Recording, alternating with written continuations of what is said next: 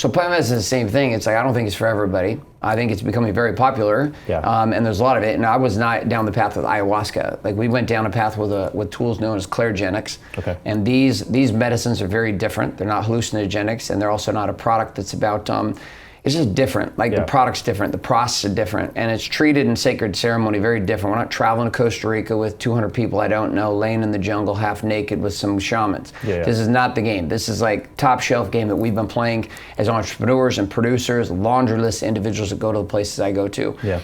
And the guides and the people that are guiding you through this process is very calculated, it's very strategic. The process is not rushed, it's very sacred, it's very powerful, and you're by yourself. You're hooked up to microphones, and you're recording yourself having a dialogue and conversation with your soul. And this is where I started unpacking like fundamental core issues that had been plaguing me for life. What do you feel it has done for you in a practical sense for like interpersonal relationships, especially in regards to the ones that are closest to you? So I had, the biggest one right out of the gate was I had created a collapsing of three concepts. Sex, intimacy, and love. I had created in my mind that these three were the same.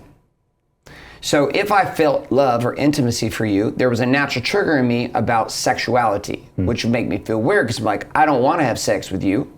No? But I'm like, nice looking man, hairy chest. Just not really feeling it. Like that's not a drive for me. Right. So if I felt intimate with you, which is we were vulnerable or honest with each other, and I felt intimately drawn to you as a human being through intimacy, naturally I would have this trigger to sexuality, which I didn't want. So then I'm like, the fuck is this? So then I would push you away. So I spent most of my life pushing people away, and I really started seeing this happen with my daughters. I have 4 of them. When they were young, I was all over them, tickling them backs, holding them, etc. The minute they became young ladies, about 11, 12, I would push them away. So I'm like, I'm not a fucking pervert. I'm not fucking my uncle. I'm not like doing this shit. Nope, I'm not that fucking guy. So intimacy got confused with sexuality as they became young women. So I would push them away, feeling like I was some kind of predator. I'm like, fuck this. So I'm sitting in my first journey, and God's like walking me through this, like visually placing these 3 things and showing me how I've collapsed them all. This piece changed everything for my marriage. Like it changed it for my relationships with men, it changed my relationships with my kids, with everyone. Because I could see for the first time that you can be intimate and not be fucking. You can have love and intimacy and have it not be sexual. And the thing I was actually looking for my whole life wasn't more orgasms. What I was looking for was love and intimacy beyond sex. But I could never get there because of this. So, you talk to my wife, talk to my kids, talk to all my clients. I came back to my first journey.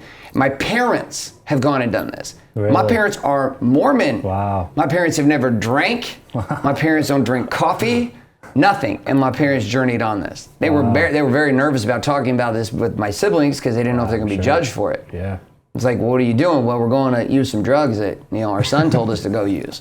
And my dad has been set the fuck on fire. My dad's 71 years old, and he has just got a new license on life. And it's been amazing. I heard he's doing Santa Claus work now. He does Santa Claus work, bro. That's awesome. He's the happy Santa. We even got my dad microdosing.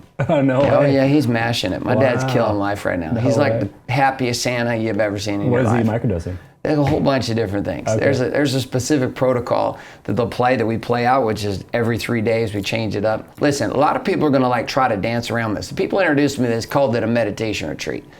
Because most people don't live in a world. Drug retreat. Well, it's not even that. It's like they can't. People are nervous to even say anything. One of the powerful plays of Wake Up Warrior and just my life was I realized over a decade ago that the only way to feel weak in a room was to be filled with lies.